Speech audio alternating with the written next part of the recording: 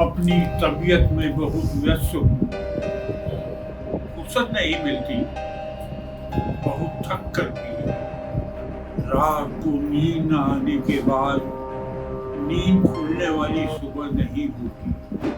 सुबह बिस्तर से उठने की तबीयत नहीं होती। रोज के इस हाल में अब किसी का मन नहीं होता। कोई पूछ ले तो जवाब देने की तबीयत नहीं होती।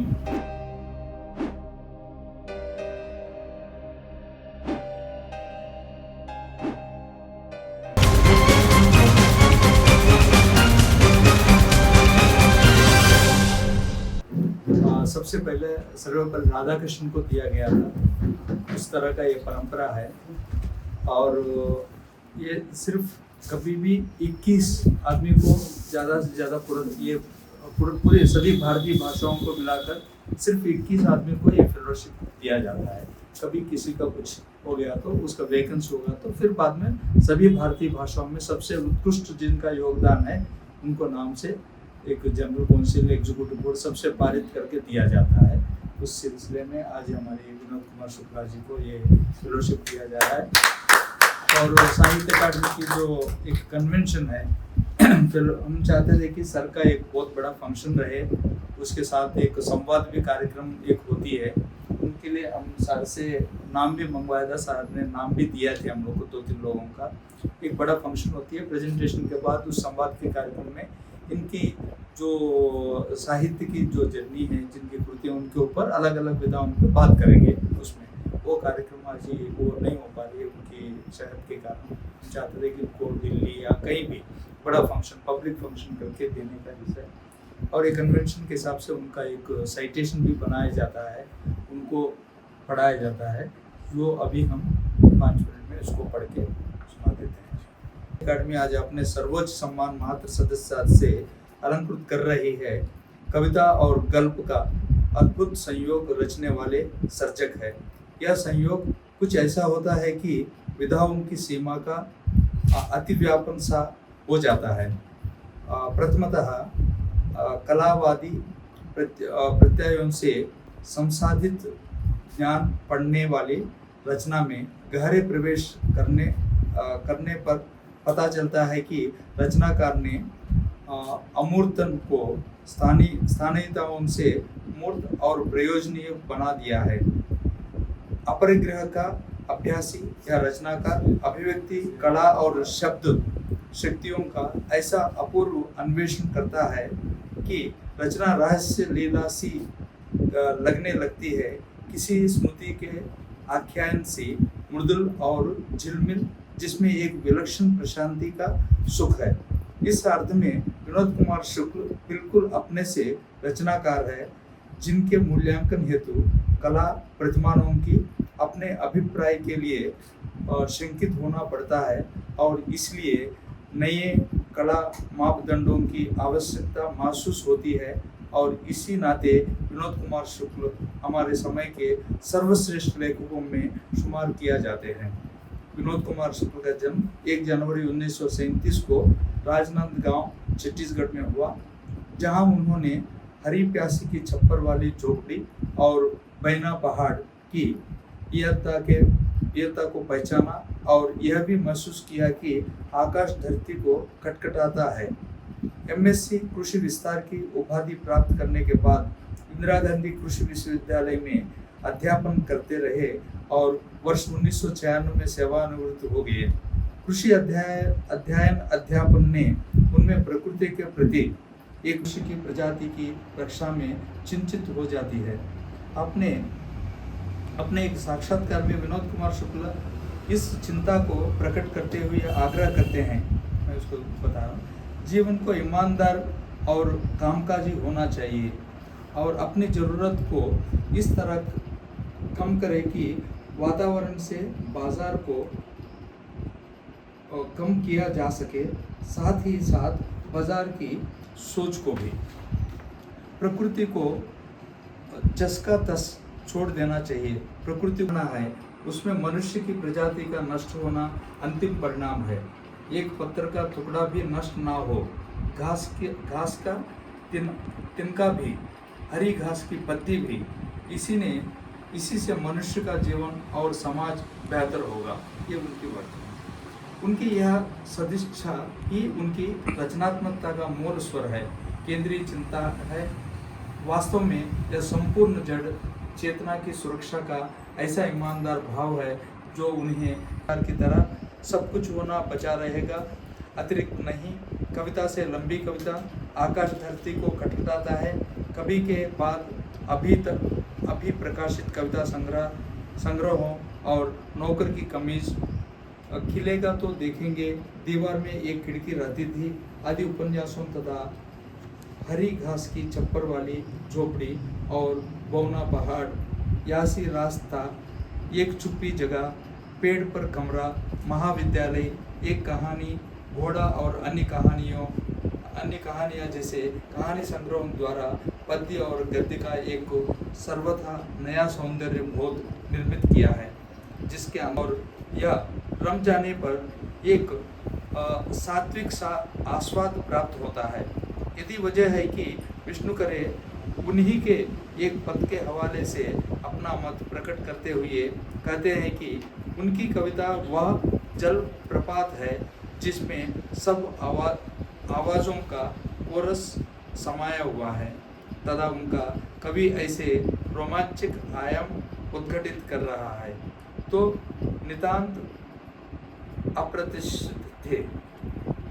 इन सब आवाज़ों के कोरस में विनोद कुमार शुक्ल बे आवाज़ हाशिया को आवाज़ देकर भी आक्रोश, क्रोध और उद्वेलन के कवि नहीं हैं, बल्कि जब वह हाशिए के समाज पर कविता लिख रहे होते हैं तो उस समाज के संघर्ष को भी एक संगीतमय शांति और संयम के साथ प्रस्तुत करते हैं।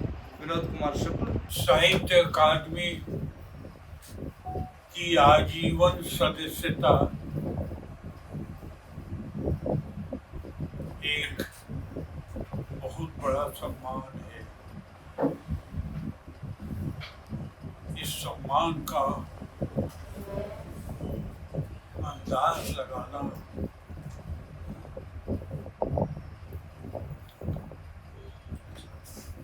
बहुत आश्चर्यजनक तरीके से ये मुझे प्राप्त हुआ। इसके पहले कृष्णा सूक्ति जी को ये पुरस्कार मिला था। यह कृष्णा सूक्ति बहुत बड़ी लेखिका रही, मुझसे भी बड़ी लेखिका रही। इतना बड़ा बड़प्पन मुझको साहित्य अकादमी के अधिकारीगण मेरे घर पर आए, मुझे दिया। मैं उनके प्रति बहुत आभारी हूँ और अपना आभार प्रकट करता हूँ। मैं आप सब लोग भी आए, आप सब लोगों को मैं धन्यवाद देता हूँ, बहुत बहुत धन्यवाद, और अकादमी को भी बहुत बहुत धन्यवाद। अपनी तबीयत में बहुत व्यस्त हूँ, फुर्सत नहीं मिलती, बहुत थक कर भी रात को नींद न आने के बाद नींद खुलने वाली सुबह नहीं होती। रात भर जागे हुए की सुबह बिस्तर से उठने की तबीयत नहीं होती। रोज के इस हाल में अब किसी का मन नहीं होता। कोई पूछ ले तो जवाब देने की तबीयत नहीं होती। घर से निकलना बंद है कब से, इसलिए बाहर से घर ऐसा जरूर दिखता होगा कि अब घर में नहीं, पर मैं दुनिया के रात और दिन के बरक्स तथा दिन और रात के बरक्स दुनिया में ही रह रहा होता हूँ। कविता और पढ़ देता हूँ। जहां मैं कभी गया नहीं होता, वहीं मुझसे सब कुछ छूट गया होता। मैं पीछे कुछ भी नहीं भूलता, कोई खोई चीजें आगे जाकर ढूंढता हूँ, जो चीजें ढूंढता हूँ उससे ही गुम होती हैं, और बीती कठिनाई बाद में आने वाली कठिनाई से कम लगती है। जितना आगे जाता पैदल, उतना पीछे छूट जाता पैदल। लौटने और पहुंचने के बीच रास्ते पर हरदम बना रहता। मैं भुलक्कड़ नंबर 1 का अपनी बची उम्र आगे भूल आया, आगे जाकर उसे पालूंगा। जैसे आगे जाकर साहित्यकार मित्रों, वाकई साहित्य अकादमी के लिए जैसे मैंने पहले कहा कि मैं व्यक्तिगत तौर पे आशीर्वाद लेने आया हूँ, क्योंकि इनको पढ़ के ही लेखक बनी है मेरी पूरी पीढ़ी, मैं अकेला नहीं। उस ज़माने में जबकि पूरा हिंदी जगत अलग अलग तरह की कविताएं लिखता था, कविताओं जितनी विशृंखल स्थिति कहीं नहीं थी, अकेले विनोद कुमार शुक्ल जी थे जो इतने वर्षों में एक सधे हुए तपस्वी का जीवन इन्होंने जिया, साहित्य में भी और जीवन में भी। और सच बात यह है कि इन्होंने एक और बात साबित की जो मैं अक्सर अनुभव करता हूँ। जब आप इनका जीवन देखेंगे तो ये MSc एग्रीकल्चर थे और इन्होंने साबित कर दिया कि एग्रीकल्चर ही हर कल्चर की जननी है। आपकी कविताओं ने, आपके उपन्यासों ने, आपकी कहानियों ने ये सिद्ध किया है। हर आदमी ये मानता था कि एग्रीकल्चर में कल्चर नहीं होता। आपके साहित्य को पढ़ के यह लगेगा कि केवल एग्रीकल्चर है जो हर कल्चर को जन्म देती है। और एक मानवता का जो बड़ा चित्र आपने रखा सर, वो हम सबके लिए अतुलनीय है, अद्भुत है। आज भी हिंदुस्तान का, हम पूरे देश में जाते रहते हैं, 24 भाषाओं क्या काम करती है साहित्य अकादमी। अकेले विनोद कुमार शुक्ल जी की कविताएं हैं जो हिंदी की 5 पीढ़ियां एक साथ कोट करती हैं। नए से नया बच्चा भी उतना ही नौकर की कमीज का प्रशंसक है जो 80 साल का बुजुर्ग भी है। तो एक तरह से सारी भारतीय, एक विनोद कुमार शुक्ल जी के लिए अक्सर मैं एक बात कहता हूँ कि बेशक उन्होंने हिंदी में रचना की है, ये भारतीय साहित्य के निर्माताओं में से एक है और हमेशा के लिए प्रेरणा स्रोत रहेंगे। और साहित्य अकादमी ये ईश्वर से प्रार्थना करती है कि उसी तरह से हमारा मार्गदर्शन करते रहें, सृजन करते रहें। स्वस्थ और मंगल कामना के साथ पूरे परिवार का भी, आपका भी अभिनंदन कि आपने इतने बड़े साहित्यकार, जो जितना बड़ा साहित्यकार होता है, अगर वो सच में साहित्यकार है, वो उतना ही सामान्य नज़र आता है। ये महानता है इनकी। वरना तो हम ऐसे साहित्यकारों से रोज़ मिलते हैं जिनका साहित्य छोटा होता है लेकिन उनका कद कुछ ज़्यादा ही लंबा हो करके दिखाते हैं। तो विनम्रता की प्रतिमूर्ति, भारतीय मनीषा और मेधा के प्रतीक हैं ये। और आने वाली पीढ़ियाँ विनोद कुमार शुक्ल के इन साहित्य से प्रभावित भी होगी, प्रोत्साहित भी होगी और ये उनका मार्गदर्शन करेंगे। यहाँ आके हमें ऐसा लगा जैसे हम तीर्थ यात्रा पे आए हुए हैं। एक मुझे याद आया W.H. ओडन का। Sir, W.H. ओडन का एक शेक्सपियर में सोनेट है, उसकी लास्ट लाइन है, self schooled, self scanned and self honoured. तो जो अपने ही विद्यालय में पढ़ा है, जिसने अपनी स्कैनिंग खुद की है और जो स्वयं इतना सम्मानित है, साहित्य अकादमी आपका सम्मान करके स्वयं को गौरवान्वित अनुभव करती है। बहुत बहुत धन्यवाद।